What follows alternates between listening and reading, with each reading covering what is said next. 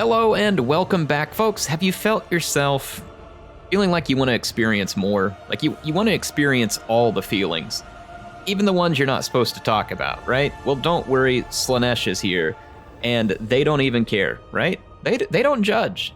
All those things you want to feel, all the things you've ever wanted to do, they don't judge. In fact, they encourage you to do it. Now, I'm not necessarily encouraging that, but in any case, I'm going to show you a fun replay I had with Indypride that I played a while back in the Domination multiplayer mode. It's something like the air. How come you haven't covered multiplayer yet? Well, it hasn't been the biggest focus of my channel. I do intend to play multiplayer. However, I had a limited number of videos I could make, and I really wanted to focus in on the campaigns and the different things like that. So now, fortunately, I'm no longer limited on the number of videos or the amount of time that I can show you all.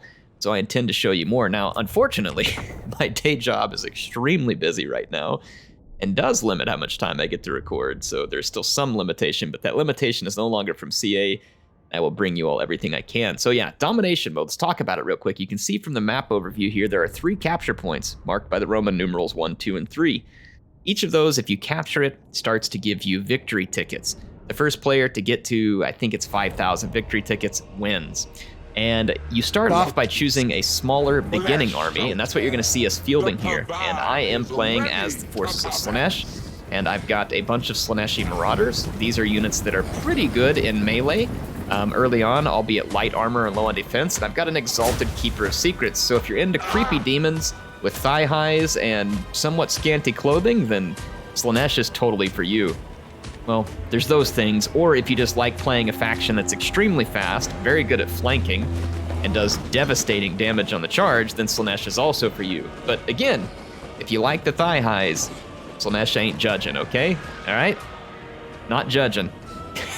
Alright, so let's check out the rest of my army. We got the Slaanesh jokes are going to be many, and you are going to have to put up with it, and I'm sure I won't be the only one. I've got some Hellstriders. These are anti-large units, not good against armor, but good against large. Then I've got some Seeker Chariots here, which make the corn mower look like they need sharper blades. So I'm already going in. You can't capture these points until after about 2 minutes into the battle. I think that is meant to kind of create like an initial skirmish or standoff phase, give people some chance to build up some supplies. And speaking of supplies, you use the supplies to call in the reinforcements from your larger army. If a unit that you're using dies and is completely destroyed, you can call it back into the battle later, after a cooldown time, using your supplies. When you call a unit in, if it has Vanguard deploy, you can deploy it from these forward positions. Otherwise, it needs to be deployed from one of these 3 positions.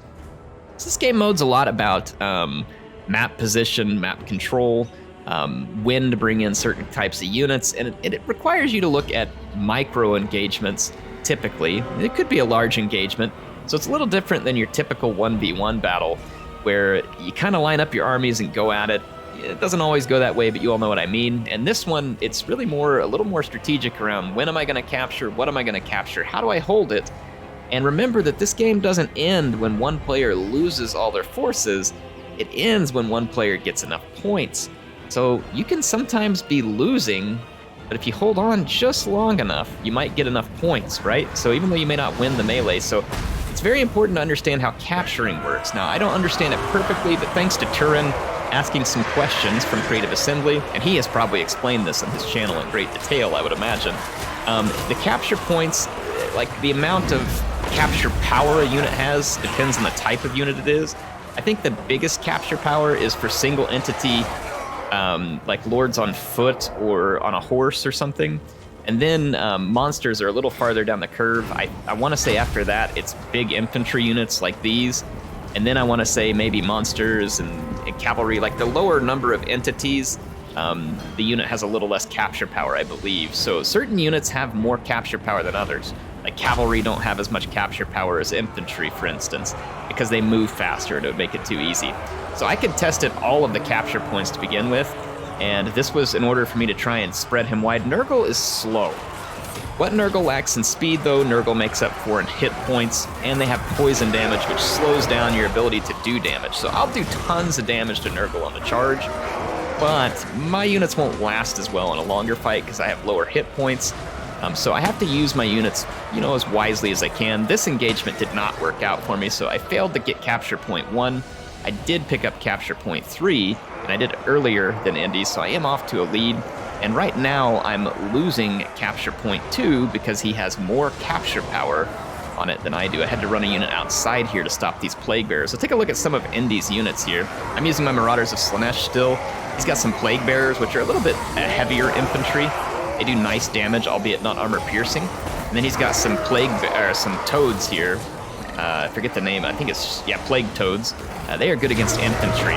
So nice unit to bring there. And they're a little faster than his typical units. And then he does have Kugath Plague Daddy atop his massive Plague Toilet, Plague Crapper, Plague Commode, whatever you want to call it. He's being carried around by Nurglings with their little pustule-covered butts.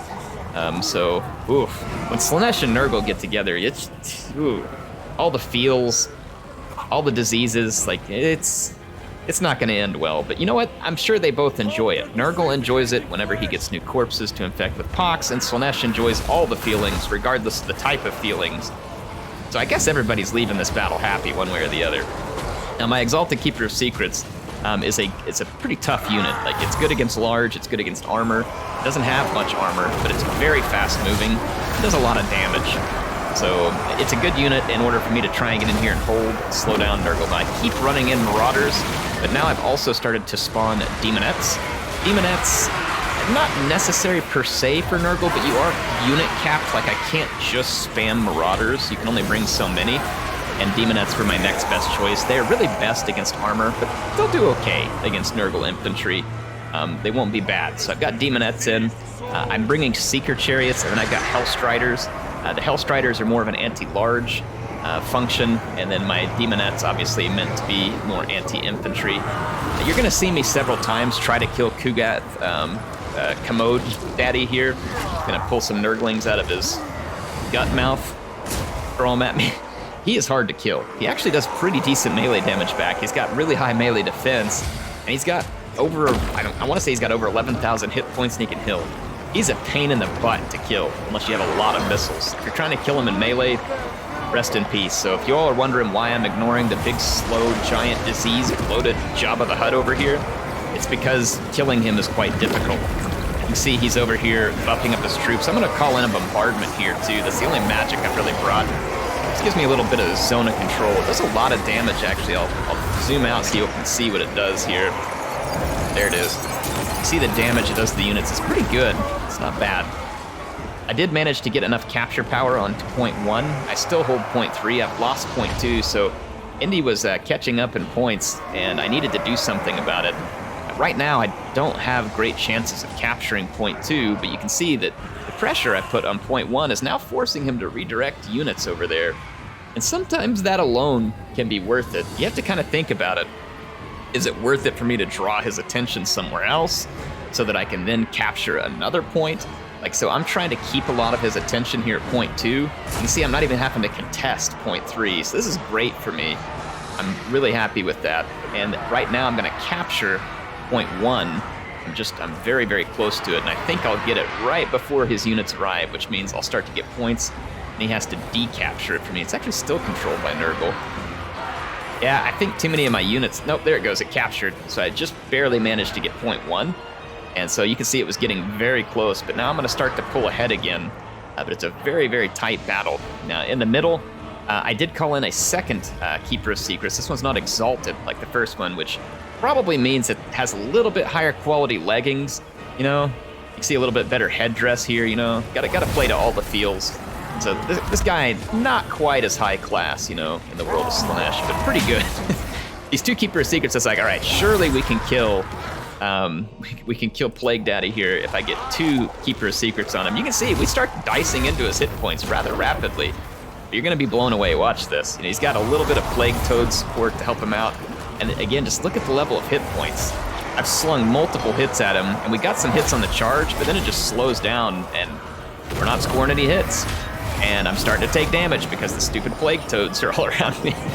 It's he becomes very difficult to capture. You can see right now I'm actually capturing point 2. We did lose point 1. Indy now overwhelms me over there, so I can't challenge that one at the moment. But it did keep me in the lead.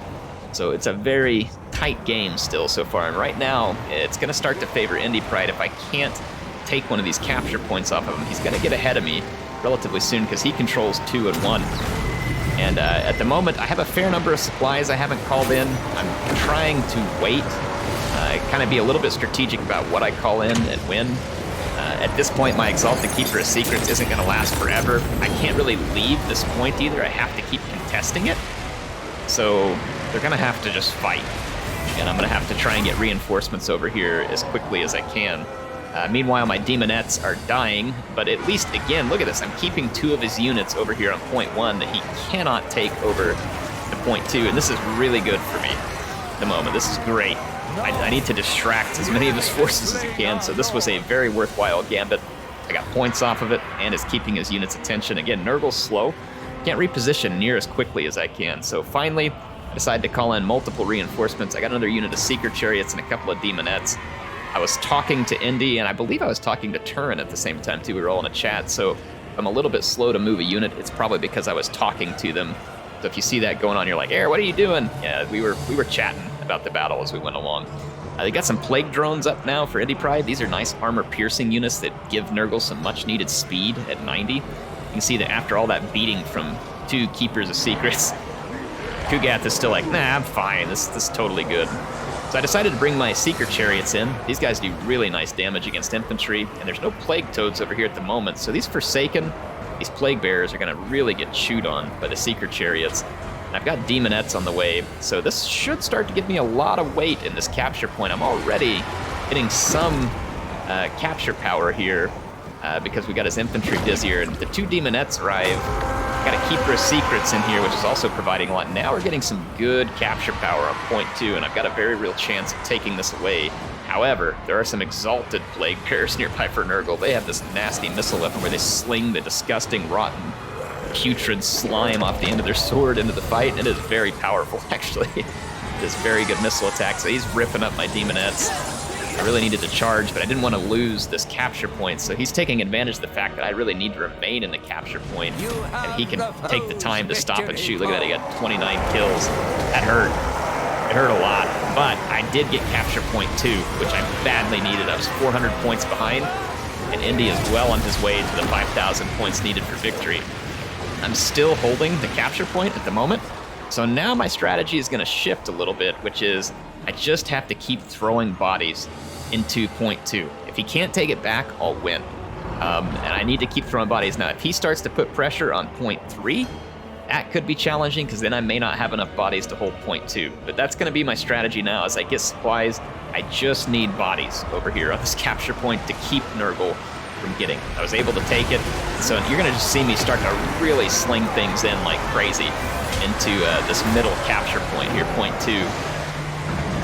Victory location, yeah. So I'm gonna look. I threw all these anti-large at Kugath. He doesn't have a ton of armor. He's got decent armor. Look at this. He's got a Keeper of Secrets and a couple of units of Hellstriders. He's still just shrugging it off. Kugath don't care. He doesn't care one bit. He sits on top of his Plague Commode and just doesn't care. So the Seeker Chariots have been useful, but you know they're taking a beating here as well. I'm going to keep them moving. I got more Demonettes here. Again, this is where Slaanesh is going to come to shine. Like I said, I just need bodies on the capture points. And Slaanesh is very quick. My infantry, you can see that even some of the slower ones are running at speed 38. So they get around the battlefield very, very rapidly. And this is allowing me to keep a hold on this capture point. And Nurgle keeps, you know, going for it. And look, he's got a unit back here protecting too. What he really needs to be doing is getting a fast unit like these Toads over to point 3. He can go get capture point 3, then he can put some real pressure on me. But again, you can see I just keep throwing stuff into 2, and he is putting some pressure on me. He actually starts a capture here, so I'm gonna have to work really hard to get more units. I've got more Slaaneshi Marauders headed in. I've got these Marauders here. The Marauders are gonna do quite well against the low armor infantry. They're gonna punch very good for their weight class. I wish I honestly could have just spammed them, but it caps me to 4 units. But Slaaneshi Marauders are going to be quite good against Nurgle's infantry at all price points, really, because Nurgle just doesn't have the armor. So you really can't go wrong. So you can see this capture point. Let's take a look-see. It's back under my influence, and at this point, it's not really possible for Indy to make a comeback. I do have some units that can contest him at least momentarily for point 3. his units are just too slow. So now I've got the victory. So that was all I needed. See, I got in control of this point. I realized I had to hold it for even just a short period of time to start throwing bodies in. And even though I'm losing the melee here, it's going to be the point victory. Now, Indy was talking about, hey, sometimes this doesn't feel satisfying when you have a whole bunch of army left and it goes off like that. And he had mentioned maybe making different versions of this game mode, which actually sounded really interesting. I like this version. I think this is a lot of fun. But he has an interesting point. What if you made a different game mode where you finish off the fighting and there's like some points for last man standing? Once you get to a certain point, no more reinforcements, you fight to the end. Maybe there's a few points for last man standing. If you're behind, it gives you a chance to get ahead, kind of like FFA. I don't know, it sounded interesting to me. It'd be neat to see more than one variant to this. First of all, I think Domination is a really cool game mode. I'm glad they added it. It adds some real depth to the multiplayer. Now, 1v1s are still fun. Team battles are still fun. FFAs are still fun. But they're making this kind of the more primary mode for competitive multiplayer, and I like that. I think this is a little less scary for a new player to come into. It is possible to make comebacks. However, don't get me wrong, when the good players get good at this game mode, it's going to be challenging, just like it was in a 1v1, but this might be slightly less intimidating, I think, for newer players to come after. Anyway, appreciate Indypride giving me a whole bunch of fun games. I do have some more with them that I can show at some point, but I really enjoyed getting to play as Slaanesh. I think that the armies are really nice. I like the speed and the outflanking. It makes them particularly, it makes them kind of a favorite faction of mine in Domination because they're so quick. It doesn't mean they don't have weaknesses. They do. They have weaknesses, but, I really like that speed in Domination. It turns out to be a lot of fun. Let's look at some of my units here. The Exalted Keeper of Secrets did get a lot of damage value, like a whole bunch, but you look at my Marauders, now remember, some of these units could have damage value from being alive more than one time. So if you do end up seeing a unit with crazy value, that could be why, but these guys did pretty good. They don't need to do a whole bunch. They do a lot of capturing, and that's worth something. Seeker Chariots didn't do as well as I'd hoped, but they weren't bad. They acted as a nice distraction. A decent performance, pretty decent performance out of one of my Hellstriders there. I didn't end up reusing the Chaos Furies. I was thinking I could use them to just hold up Kugath, and I tried it, and it didn't work all that great, so I just didn't try it again, right? Why try and force crazy? My second Keeper of Secrets did pretty well. Again, 1,500 value, not amazing. I never did pull in my Soul Grinder. Just wasn't a good opportunity for me to bring it into combat. As far as Demonettes go, okay. Nothing special out of the Demonettes, but they did okay. I brought in this one Hellstrider with Hell Scourges. It didn't do anything too impressive. But really, again, most of the work here was honestly just my Marauders, and not so much because of the killing power they did, but just of how much capturing they did, right? So that was a really important piece. Kugath did well. He had a Forsaken here. Check out some of the other units. These Plague Bearers did pretty decent. His Toads really did well, I thought. And we'll take a look at the rest of his units. Soul Grinder. I didn't get a ton of damage done. Let's check out this unit here. This Exalted Plague Bearer did quite well. And let's see what else he had here. Pox Riders did decent. Yeah, pretty good kills out of the Pox Riders. Some of the Plague Toads, like I said, doing a pretty decent job. Forsaken again. That Forsaken cleaned house right there. Maybe it was alive twice. I don't know, but that was pretty good. Anyway, appreciate Indypride playing the battle with me. It was fun. I'm going to have some more Slaaneshi coverage for you all. I'll show you what their campaign looks like. It will be a first look. I have not actually gotten to play their campaign yet. I had gotten to play the game a ton because CA had given us access to it quite early, and that was great. But then, my day job got really busy, and so that, made it more difficult for me to find these little breaks to, play for a few minutes during the day or on lunch or something like that. And so it made it a lot more difficult for me to spend more time, so I never got to Slaanesh. So I was like, you know what, I'll save it, and we'll do a first look on it. The rest of you. Hope you all enjoyed this one. HeirofCarthage signing out for now. I'll see you soon with some more content in Total War Warhammer 3.